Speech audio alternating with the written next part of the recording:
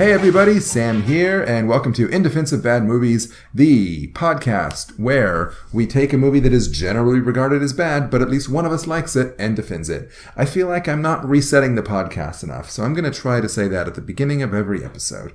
This is, of course, one of our patented minisodes. That is an episode where we deal with any old business we need to deal with. Like the fact that the last movie we talked about was Evita. There was something that we wanted to talk about but we forgot, which was Patti LuPone, who originated Evita on Broadway. She crapped all over Madonna's. This is fairly recently, actually, like just a few weeks before we recorded the podcast.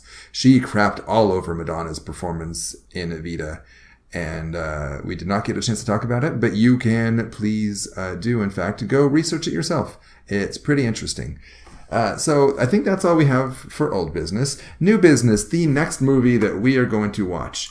This time, Loren will be defending it, and it is the crap fest known as The Brothers Grimm. I, of course, say it's a crap fest because it's 38% on Rotten Tomatoes. I've never seen it. It is a Terry Gilliam joint which promises that the movie will at the very least be interesting and colorful. Aside from that, who knows? You'll have to join us in a couple of weeks to find out. And of course, the thing that we also do on most minisodes is a show that we like to call Themes Like Old Times, hosted by Sam and Loren. Take it away, Sam and Loren. Hey guys, Sam here. Welcome to Themes Like Old Times. I'm here with my lovely co-host, Loren. What you talking about, Sam? That is, of course, a reference to Diff'rent Strokes, which is the show that we're going to be discussing today. This is one that I'm bringing to the table. I loved Diff'rent Strokes as a kid. Do not think it holds up that well, but that's okay. What you talking about, Sam? You're just going to say that That's the only thing I really know about Diff'rent Strokes. Is that, were there other catchphrases, or was it just that humdinger? As far as catchphrases go, I think that might have been about it. Now, do you know that from the show, or do you know that from Pop Avenue culture? Q? That too. It gets old. I certainly know it before Avenue Q. Yeah. It was... it's pervasive. Yeah, very pervasive. Of course, Diff'rent Strokes was an American sitcom that aired between 1978 and 1985. It skyrocketed. It allowed Gary Coleman to skyrocket to fame. He played the titular Strokes. No, he played the lead, Arnold, one of the adopted sons of Mr. Drummond. Mm-hmm. Now, was the structure of the show sort of that the kids were the lead, or was it an ensemble cast? It was I think it was an ensemble, but he really obviously he ran away with it. Just to give you an idea, I used to watch this with my grandma.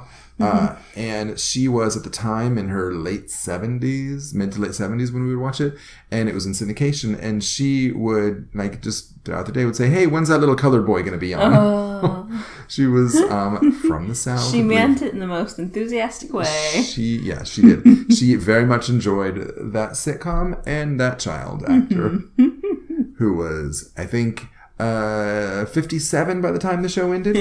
He was... Was that a weird thing? Was he older than he was portraying? Because he had, whatever his... Was he? That's a good question. Is. This should probably be cut if it's going to sound insensitive at all. He was born in 1968. And the show started in 78. Okay. So he was 10. So he was 10. But he did obviously. Young. I mean, it's no secret. He had that thing where I think on the show he was probably a few years younger. Mm-hmm. And as the show progressed... he did not get much taller because he has that, whatever it was, stunted growth thing. Mm-hmm. There was actually an episode about that too, where really, they wrote that in as a part of the character, not just very much he's so. Adorable. They did an X-ray of his hands, and based on certain spacing, they were in the bones of the hands. They were able to determine that he would not grow any further. Oh, that's fascinating. And I remember dealing with that is kind of cool. Yeah, I remember him. He was eating a lot. And Mr. Drummond said, like, hey, why are you eating so much? And he basically said, like, if I can't be 5 feet tall, I'm at least going to be 5 feet wide. Incorrigible. Yeah. Now that sounds like a very special episode. It was. There were a lot of very special episodes. Really? As our Wikipedia tells us. I remember the one with the MASH guy where he was a pedophile. Oh, who's a pedophile for MASH? Oh, God, what's his name? Was it Harry Morgan? No, it was not Harry Morgan. It's got that feel. Was it Larry Linville? Ouch. No, I'm just kidding.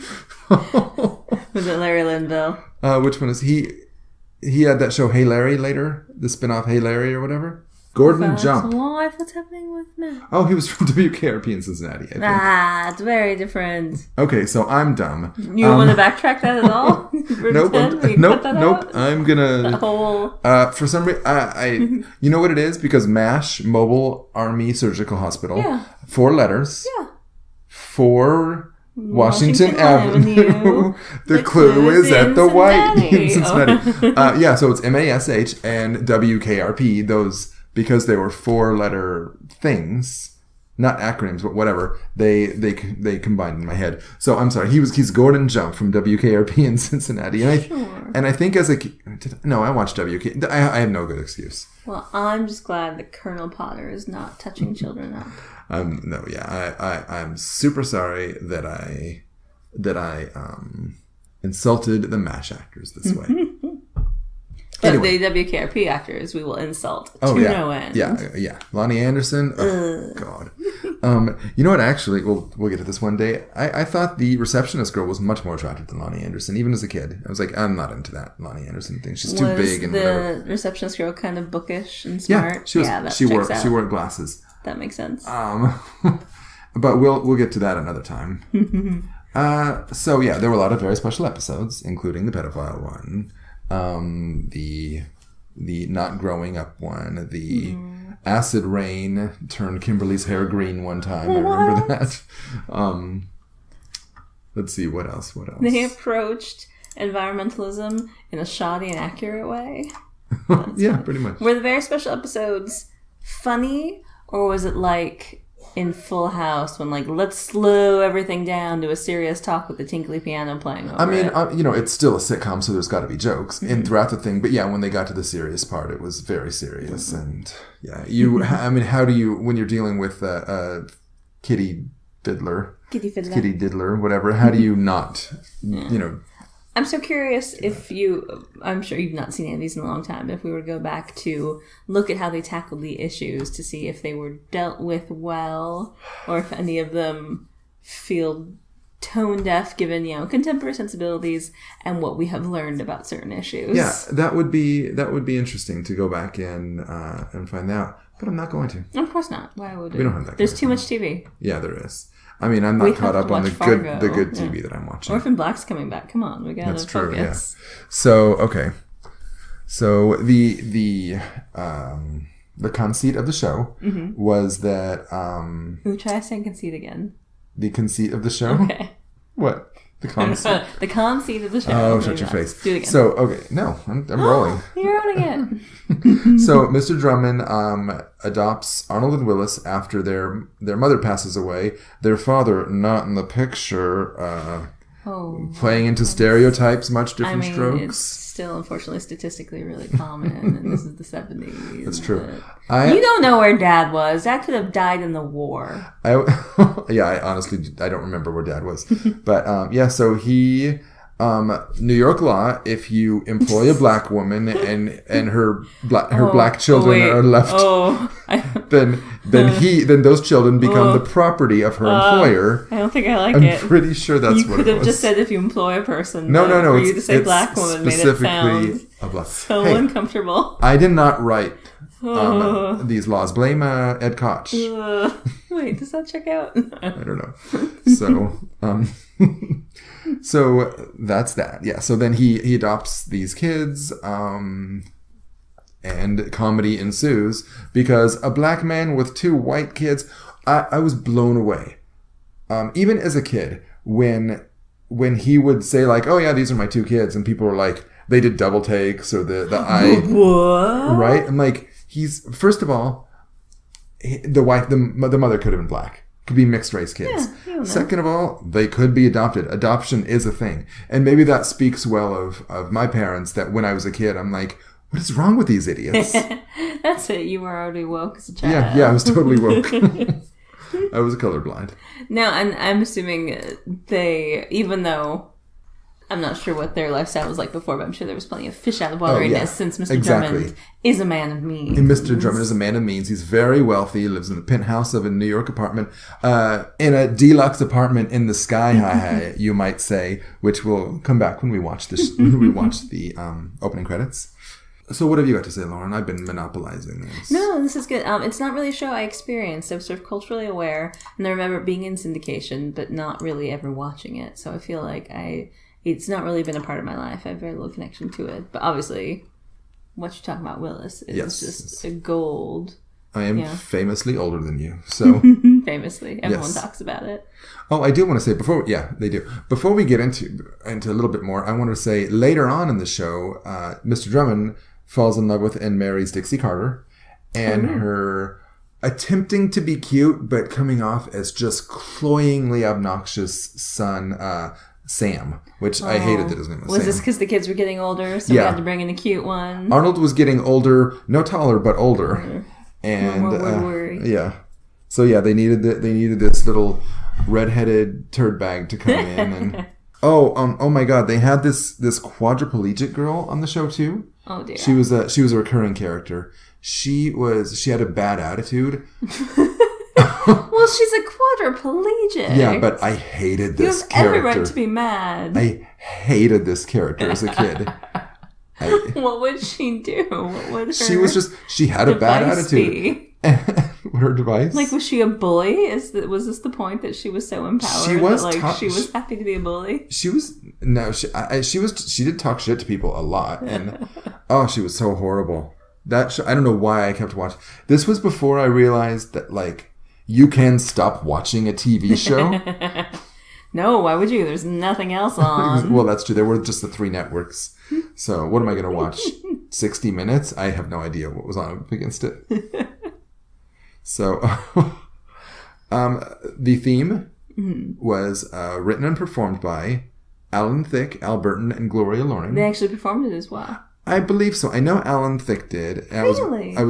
He was one of the performers. That's so funny. Because it did not say in Wikipedia. I'm having a little bit of trouble. Yeah, we were trying to research and there was not very much. I did see a thing, an interview with Robin Thicke, who I will not speak too much of him. No. But he was saying that they had him sing his favorite part of his favorite of his dad's theme songs, and he said, I'll just sing my dad's part because I can totally hear him when he sings it. So I'm like, oh, okay, that was Alan Thicke.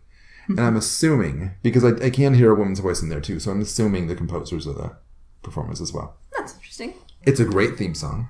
I'll say that. Great theme song or greatest theme song? Great theme song. Loren coming down hard. I mean, we haven't even talked about Cheers yet. No, that's coming. That is coming. But it is a good one. The theme song stuck in my life, even if the rest of the show didn't. And it is a good song. I agree. It's also the storytelling style of the 70s, where we're going to give you information on the plot of our show. It's not just the broad themes. It's, specifically saying, like, all right, if you listen to the song, you're going to have an idea of what's going to be happening here. Yeah, exactly.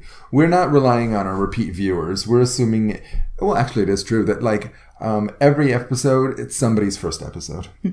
So now is the part on Theme Cycle Times where we watch, but don't listen to the theme song and describe and discuss what's happening. You get to hear us talking about it. Yeah, exactly. Opens on the beautiful New York skyline. Yes. So it's late 1970s, so it's real dirty down there. But from the skyline, beautiful and crisp. And it's Diff'rent Strokes. Yes. That's important to know. Because, are you offended by that being the title? No. Are you? Does that bother you? It seems a little, I don't know if it's cutesy or if it's like, come on, we know how to spell. So Arnold and Willis are playing basketball. This strikes me. And right now they're getting into Mr. Drummond's limo. Is this an everyday thing, or did their mother just die? Right. He rolls up and like picks them up in their town car, and they're driving, but like, they're driving excitedly to the apartment building, like it is their first time. As if it's the first time. And if you don't know the backstory, and how you incorporate this in a visual intro is questionable, but it's as if he just drove up to a basketball court in Harlem and picked up 2 African-American children and said, come on, guys, I'm going to change your lives. And presumably their mom just died. And they're like... Right, this is the beginning of the show. And they're like, who cares? We're moving to a penthouse. Because I don't know when the show picks up, but I'm assuming it sort of starts at the beginning. Like, we might experience very shortly after her death. I don't recall, but I think so. I don't think... It's not like it's media race. They've been here for months. Yeah, but at the same time, you don't want to start with a very special episode and with parental death. So... But it's just such a bright and happy opener with like the kids being real excited. Doesn't it remind you of the Jeffersons though? Yeah. It's the same thing. It's a car driving up to this big tall building, being excited. The people in the car are all excited and they're going to get out and this is where they live now. Idealizing affluent New York life in the 70s. They didn't have luggage either. No. Yes, so it has to be an everyday thing. Like, they just pick them up at the basketball court. I hope the kids know at this point that their mom is dead. Maybe this is what happens. Maybe like, he picks them up and like, come on, kids. Your mom told me to come get you. Take it back. And like, they don't realize, like, oh, cool, we're going to your apartment. Your apartment's so great. He doesn't know that as soon as they get upstairs, he's going to like, now, kids, I have something I have to tell you. Or perhaps... they are just filled with that childlike wonderment every time they go to... because it's like... oh my God, we are two inner city black kids who are going home to this fancy ass apartment with this sexy white chick living there. Oh dear. Of course, I mean Charlotte Rae. She played the maid. No, Dana Plato, who played Mr. Drummond's natural daughter. Which, that was interesting. Was there ever any sexual tension? Like, did the kids like totally ogle her? No. Good. That would be weird. Yeah, I do not remember that. I think we would know about it. I think people would talk about it to this day. All right, so Loren, you ready to sing it? I think so. Okay. Now the world don't move to the beat of just one drum. What might be right for you may not be right for some. A man is born, he's a man of means. Then along come two. They got nothing but the genes, but they got different strokes it takes. Different strokes it takes. Different strokes to move the world. Everybody's got a special kind of story. Everybody finds a way to shine. It don't matter that you got not a lot. So what? They'll have theirs, you'll have yours, and I'll have mine. And together we'll be fine, 'cause it takes different strokes to move the world. Yes, it does. It takes different strokes to move the world. Now, I've seen the lyrics on 3 different sources now. And they have, then along came two. They got nothing but the jeans. Jeans. Yeah. Now, I always assumed hearing it that it was Genes. Oh. Because, I mean, like... nothing but the essential DNA composite that makes up their beings. Yeah, I mean, because technically... they're not just have their jeans. They've got clothes. They've got shoes. All their clothes. And also, presumably, he's going to buy them a new wardrobe. Well, they're coming to him with nothing but their jeans. And all that other clothes. But doesn't it make sense that, like, also because this is a show that is, I mean, it's a show about a white man who adopts black children. What makes them black? Their genes. Well, yes, I suppose that's true. So, isn't that a better lyric? Their jeans. Because they're taking nothing, not even their clothes, because he's going to replace it. They are only taking themselves. He's going to take everything away from them. Like, they don't get to keep anything from their lives with their mother. All these photo albums, all these, like, mementos. We're getting rid of that. We're buying you newer, richer ones. See, they have more than terrible. See, then they do have more than just their dungarees. I really assumed, and, like, when you finally, we went through it and I realized, but just based on the style of music and story structure, that they were going to have nothing but their dreams. Huh. And obviously it was a slant rhyme, but like, I assumed like that's clearly what's going to be some, ambiguous, like, inspirational thing going on. Like, I was very surprised to see that it was jeans. I'm a little bit offended. Like, their mom didn't take care of them at all. Like, there's nothing Isn't saved that why jeans, for them. like, DNA would be better? I think people might not realize, though. I think that hearing that, they would assume denim. I mean, well, obviously, when it's in the lyrics and you're listening to it, you're not seeing which one it is. And I always assumed it was Genes. And I'm sticking with that because that's the better lyric. And maybe I'm giving Alan Thicke too much credit. The late great Alan Thicke. I think that part is entirely unnecessary anyway. The whole song is just generally and lovely inspirational about, the whole world is made up of different people. And, it's really a really inspiring song. And, this day and age, we could take to hear it a little bit more that, everyone gets to be their own kind of person. And the rest of it's just broad and inspirational, except for these 2 lines that break down the plot of the show. That the man is born, number 1. Right, yeah. He's born into money. And then he gets 2. And they're very poor. Also, but you don't need that part. Like, number 1, we're watching your pictures, and probably we've seen your show before. Also, this is the most reductive thing, too, because he's a very wealthy man. I think he actually does not come into money. I think he's a self-made man. That makes more sense. I don't know. But I'm going to, for the purpose of my argument, I'm going to say that he was. He also, hey guys, has a daughter. Yeah. But all we're doing is he was born, fast forward 50 years. Obviously, the most important thing to happen is that these 2 little boys come into his life. He's a man of means. Forget the daughter and the wife. They're just women. They don't matter. Yeah. Oh, damn it. I should have said this earlier. This show spun off spun off Facts of Life, which is, of course, the show we did and we've talked about. Because your sexy Charlotte Rae was the housekeeper or something? She was the housekeeper, yeah. And then after she left, she was replaced by Pearl, who was the new housekeeper and a regular character. Because Charlotte Rae had to go run a boarding school. Of course, as one does. As a housekeeper does. That's usually... Yeah, that's the stepping ladder. I'm going to... Little behind the scenes thing. I'm out of work right now, and I have been looking at running, getting a job running girls' boarding houses, and that's one of the things is not enough housekeeping experience. Yeah, exactly. I have to have so many years of housekeeping experience, and I have so few years of housekeeping experience. Yeah. So why did he have a daughter? I mean, maybe to make it okay, but surely doesn't it feel like the story is the curmudgeonly single man who has to open his life to these 2 people that need him? That surely feels like it's the story. The fact that he has a daughter seems confusing. Fine, but also that's not what I would have thought the story would be, because that seems like more than of a sacrifice and journey for him. I think I wonder if it is maybe just to have bring in more people some of their own age, closer to their own age. Fair. And someone who can understand them a bit more. Yeah, and maybe to take a little bit of more pressure off of Conrad Baines, because he was an older man. But then again, you look at Punky Brewster, and it was just the 2 of them. Yeah. There was, Henry didn't have anyone. We'll get to Punky Brewster later, too. Yeah, we will. We will. Brandon was Punky's dog, right? Yeah, exactly. That was her Sandy. Mm-hmm. So... Anyway, anything else you have to say about... It's so nice to go out on the singing that that now we're okay, now we're just gonna... It's just gonna peter out. Do you want to sing it again? Yes. Okay. Yes, I do. Do you want to do you want to do the full thing, or you just want to do the last? Everybody's from everybody... Or just because it takes... Different... Okay. Yeah. Sure. All right. Okay. It takes different strokes to move the world. Yes, it does. It takes different strokes to move the world. Now the world don't move to the beat of just one drum. What might be right for you may not be right for some. A man is born, he's a man of means.